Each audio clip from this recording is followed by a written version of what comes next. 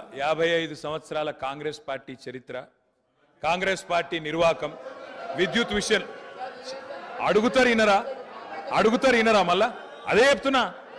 అధ్యక్ష నేను చెప్తాను, వైట్ పేపర్లో ఇలా చాలా గొప్పగా ఈ ప్రభుత్వమే స్పష్టంగా చెప్పింది అధ్యక్ష. ఏం చెప్పింది అధ్యక్ష? మాకు ప్రజలు 11 సార్లు అవకాశం ఇస్తే, 50 ఏళ్ళ అవకాశం ఇస్తే మేము ఇయ్యగలిగింది 2014 నాటికి 6 గంటల కరెంటు మాత్రమే. అంతటి అసమర్థత మాది, అంతటి చేతగానితనం మాది అని వాళ్ళే ఒప్పుకున్నారు అధ్యక్ష. అధ్యక్ష చెప్పనండి అధ్యక్ష, నేనేం అన్పార్లమెంటరీ మాట్లాడతలేను, శ్వేతపత్రంలోదే మాట్లాడుతున్నా అధ్యక్ష. కాంగ్రెస్ అధ్యక్ష ఇప్పుడు మీది కాంగ్రెస్ పార్టీ కాదు సార్ అధ్యక్ష, మీరు మాకు అవకాశం ఇవ్వాలి సార్. తప్పు సార్ సార్, ఆయన మాట్లాడినప్పుడు నాకు అవకాశం ఇవ్వాలి మీరు దయచేసి. అధ్యక్ష విజయవాడలో రాయలసీమ థర్మల్ పవర్ కేంద్రం ఎక్కడ పెట్టిన అధ్యక్ష? కడపలో బొగ్గుందా అధ్యక్ష? కడపలో నీళ్లున్నాయా అధ్యక్ష? విజయవాడలో బొగ్గుందా? ఇలా బాగా మాట్లాడుతున్నారు. ఆ రోజు తెలంగాణలో విద్యుత్ కేంద్రాలు కట్టకుండా తెలంగాణ ఏర్పడే నాటికి 2700 లోటు మెగావాట్లతో 2700 మెగావాట్ల లోటుతో ఆనాడు మాకు నష్టాల్లో అప్పజెప్పిపోయింది. వీళ్ళు కాదా అధ్యక్ష? 6 గంటల కరెంట్ ఇచ్చింది వీళ్ళు కాదా? నేదునూరు గురించి మాట్లాడుతున్నారు అధ్యక్ష, నేదునూరు గురించి చెప్తా అధ్యక్ష. నేదునూరులో భూసేకరణ చేసి ఆయన చెప్పిందే చెప్తున్నా సార్. నేదునూరులో గ్యాస్ ఆధారిత విద్యుత్ కేంద్రం పెడతామన్నారు. శంకర్పల్లిలో జయపాల్ రెడ్డి గారు, మేము ఒక నేదునూరులోనే ధర్నా చేయలేదు సార్. మీ జిల్లా శంకర్పల్లిలో కూడా మేమే ధర్నా చేసినాం, నేదునూరులో కూడా మేమే ధర్నా చేసినాం. 2 దగ్గరలో రైతుల భూములు తీసుకున్నారు. గ్యాస్ సార్ ఇప్పుడు వైట్ పేపర్ మీద చర్చ జరుగుతుంది అధ్యక్ష. సార్ మా గౌరవ సహచర మంత్రి గారు నేదునూరు గురించి అడిగారు. మళ్ళా రాజకీయంగా చర్చ మొదలుపెట్టే ప్రయత్నం చేస్తూ ఉన్నారు గౌరవనీయులు.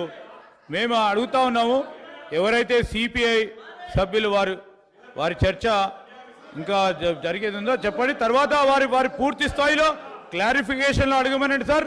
తప్పకుండా పూర్తి స్థాయిలో వారు జవాబు చెప్తారు పవర్ మంత్రి గారు. దయచేసి మరి ఆ చర్చను కొనసాగించే విధంగా సిపిఐ గౌరవ శాసనసభ్యులకు అవకాశం అనుకుంటారు. సార్ అది జైపూర్ ఫౌండేషన్ వేసినారు. నా పిండ ప్రదానం చేశారు ఒక సభ్యుని ఆవేదన చెప్పుకుంటాడు. కడప కర్నూలు గురించి మాట్లాడతారు అధ్యక్ష. నా జిల్లాలో ఎందుకు చేయలే? పిండ ప్రదానం చేశారు కదా అని అడుగుతాను అధ్యక్ష. ఇవాళ ఎందుకు మీరు ఆ ప్రాజెక్టు చేపట్టలేని అడుగుతా, దానికి ఎందుకు సార్? మంత్రి గారు అడిగిన ప్రశ్నకు జవాబే ఇవ్వండి మీరు దయచేసి. ఇలా బాధ ఎక్కడ అనిపిస్తుంది సార్ అంటే, సరే మంత్రులకు ఆవేశం రావచ్చు, పాపం వారికి ఏదో గతంలో ఏదో అవమానం జరిగిందని బాధపడుతుండొచ్చు. కానీ మరి స్వయంగా ఈ ముఖ్యమంత్రి గారే మా నాయకుడు కేసీఆర్ గారి పిండం పెడతా అని చెప్పి మాట్లాడిన నాయకుడు సార్. దాని గురించి నేను పోను, కానీ దాని లోపలికి నేను పోను. కానీ అధ్యక్ష వారికి తెలవాలా, వారికి తెలవాలా. ముఖ్యంగా శ్వేతపత్రం ప్రచురించింది ప్రభుత్వం, అన్ని సమగ్రమైన సమాచారంతో అవగాహనతో రావాలి.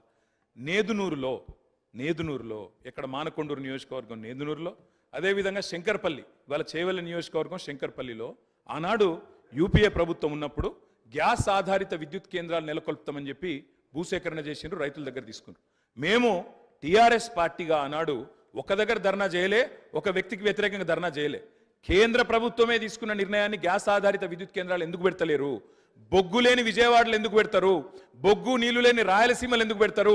మా కాడ ఎందుకు పెట్టరు అని ఆనాడు తెలంగాణ ప్రయోజనాల కోసం తప్పకుండా తెలంగాణ బిడ్డలుగా తెలంగాణ రాష్ట్రాన్ని సాధించిన పార్టీగా గట్టి కొట్లాడినాం. అధ్యక్ష నేను ఒకటే అడుగుతా ఉన్నా, గౌరవ మంత్రి గారికి అవగాహన ఉండాలా.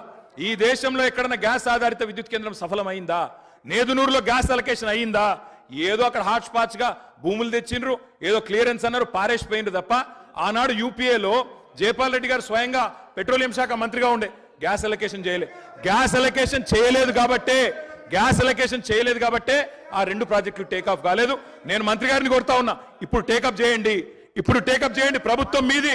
నేదునూరులో పెట్టండి, శంకర్పల్లిలో పెట్టండి, తప్పకుండా పెట్టి ఇప్పుడు హామీ ఇవ్వాలా. ప్రభుత్వం కమిట్మెంట్ ఇవ్వాలా. గౌరవ డిప్యూటీ సీఎం గారు హామీ ఇస్తారని చెప్పి కూడా నమ్ముతా ఉన్నా. ఇంకొక మాట కూడా అధ్యక్ష, ఇవాళ ముఖ్యమంత్రి గారు చాలా మాటలు మాట్లాడినారు. ఒక మాట మాత్రం నేను చెప్తా అధ్యక్ష, ఇవాళ నోటికొచ్చినట్టు అక్బరుద్దీన్ ఓవైసీ గారు మాట్లాడుతుంటే వారిని అవమానిస్తారు, ఇక్కడ మేము మాట్లాడితే మమ్మల్ని అవమానిస్తారు సార్.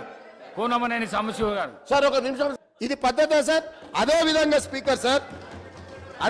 స్పీకర్ సార్ ఇన్ని విషయాలు మాట్లాడినప్పుడు అక్బరుద్దీన్ ఓవైసీ గారు, అంతకంటే ముందు జగదీశ్వర్ రెడ్డి గారు మాట్లాడుతూ రాష్ట్రంలో ఎక్కడైనా విద్యుత్ కోతలు ఉన్నాయా, ఏ రైతులైనా రోడ్డు మీదకి వచ్చి ధర్నా చేసిండ్రా, ఏ రైతులైనా విద్యుత్ రావడం లేదని అడిగినరా అని చెప్పి మాజీ మంత్రి జగదీశ్వర్ రెడ్డి గారు మాట్లాడినరు.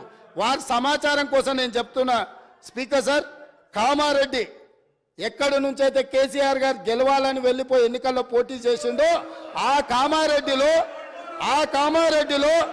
సెప్టెంబర్ 1 తారీఖు నాడు కరెంటు సబ్ స్టేషన్లో ముట్టడి చేసి మొత్తం రైతులు ధర్నా చేసి రోడ్లెక్కి కామారెడ్డిలో నిరసన తెలిపినరు.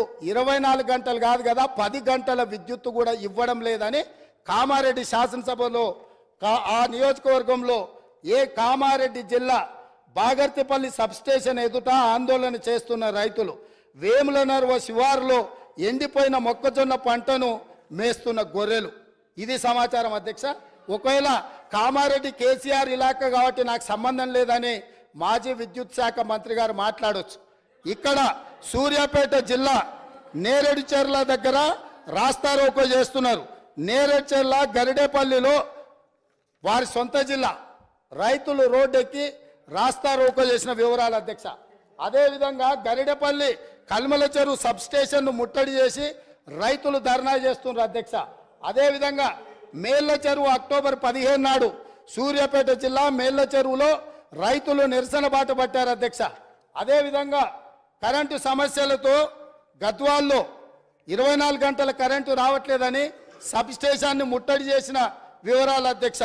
అదేవిధంగా అధ్యక్ష, కరెంటు కోతల వల్ల కన్న కొడుకు చచ్చిపోతే కరెంటు కోతతో కొడుకు, కడుపు కోతతో తల్లి బలి.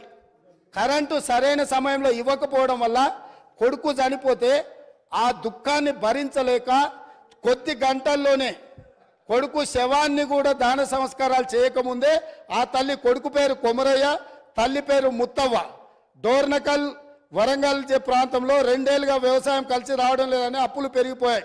వాటిని తీర్చేందుకు కొమరయ్య సాగును పెంచాడు. కానీ విద్యుత్తు రాకపోవడం వల్ల కొమరయ్య అనే రైతు చచ్చిపోతే ఆ దుఃఖాన్ని తట్టుకోలేక గుండె బగిలి కన్న తల్లి ముత్తవ్వ కూడా చనిపోయింది అధ్యక్ష.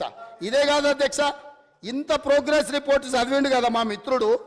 నేను అడగదలుచుకున్నా, ఎందుకంటే వారు చాలా సీనియర్ సభ్యులు, వారు అన్ని విషయాలను వారు సభ ముందుకు తెస్తే నిజంగా మేము అప్రిషియేట్ చేస్తాం అధ్యక్ష. మేము వైట్ పేపర్ పెట్టింది దేనికోసం అధ్యక్ష?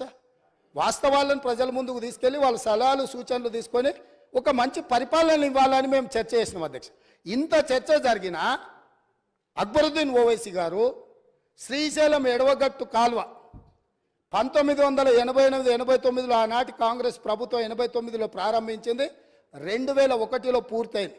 20 సంవత్సరాల నుంచి శ్రీశైలం ఎడవగట్టు కాలువ మీద 900 మెగావాట్ల విద్యుత్ ఉత్పత్తితో నడుస్తున్న ప్రాజెక్టు నీళ్ల ద్వారా నడిచే ప్రాజెక్టు అధ్యక్ష.